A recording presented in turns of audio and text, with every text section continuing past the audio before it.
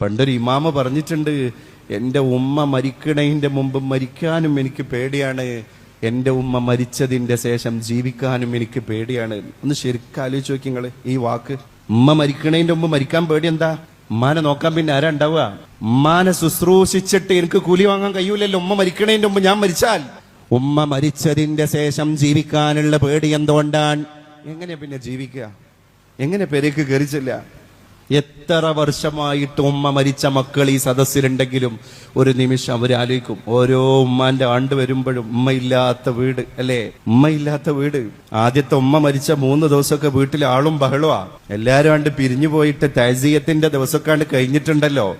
ഉറ്റവരും ഉടയവരൊക്കെ അവനാന്റെ കുടിക്ക് അന്തപ്പക്കം മിന്തപ്പക്കാണ്ട് പോയതിന്റെ ശേഷം ഉണ്ടല്ലോ, പെരേലുണ്ട് നിറഞ്ഞു കിടക്കുന്ന ഒരു ശൂന്യത. ഒരു മുറിക്കും ചെല്ലാൻ വയ്യ. അവിടെ ഉമ്മാന്റെ പർദ്ദ, ഇവിടെ ഉമ്മാന്റെ ഷാള്, ഇവിടെ ഉമ്മ വെച്ച കഞ്ഞിപ്പാത്രം. അടുക്കളയിൽ നിന്ന് എങ്ങനെ ഇനി കഞ്ഞുടിക്കുക? നമ്മൾ ചിന്തിക്കണം. ഉമ്മ മരിച്ചതിന്റെ ശേഷം ജീവിക്കാൻ പേടി. അതുകൊണ്ടാണ് ഒരു മഹാനായ ഇമാമ് പറഞ്ഞത്, ബാപ്പ മരിച്ചു, ബാപ്പ മരിച്ചപ്പോ ബാപ്പാന്റെ സ്വത്ത് കോരിയൊക്കെ മക്കള്, സിബ്ലിങ്സ്, അഞ്ചന്മാരുണ്ട്, ഏട്ടന്മാരുണ്ട്, പെങ്ങന്മാരുണ്ട്, എല്ലാരും ബാപ്പാന്റെ സ്വത്തും പറമ്പൊക്കെ കോരിച്ച് കൊണ്ടുപോവാ.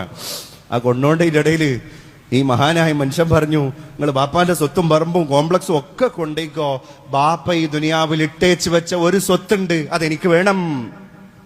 ഇത് ലിസ്റ്റിലില്ലല്ലോ. അയാൾ 10 സെന്റും 15 സെന്റും 5 ഏക്കറി ഒന്നും എടുത്തിട്ടില്ലല്ലോ. എന്താ പിന്നെ ബാപ്പ അവിടെ ഒഴിവാക്കി പോയ ഒരു സ്വത്ത് ഞാൻ കൊണ്ടുപോകുന്നു പറഞ്ഞത്? ആ മനുഷ്യൻ കൊണ്ടുപോയത് ഉമ്മാനെയാണ്.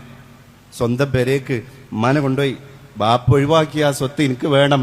കാരണം ഉമ്മാനെ പരിചരിച്ചാലുള്ള കൂലി എന്താണ് എന്നുള്ള കിതാബിൽ പഠിച്ചണ്. ഉമ്മാന്റെ കാലിന്റെ അടിയിൽ നമ്മൾ തട്ടിക്കൊടുക്കണ പൊടിയുണ്ടല്ലോ, അത് പിന്നെ നമ്മുടെ കയ്യിലെ നക്ഷത്രമാണ് അത്രേ സ്വർഗത്തില്.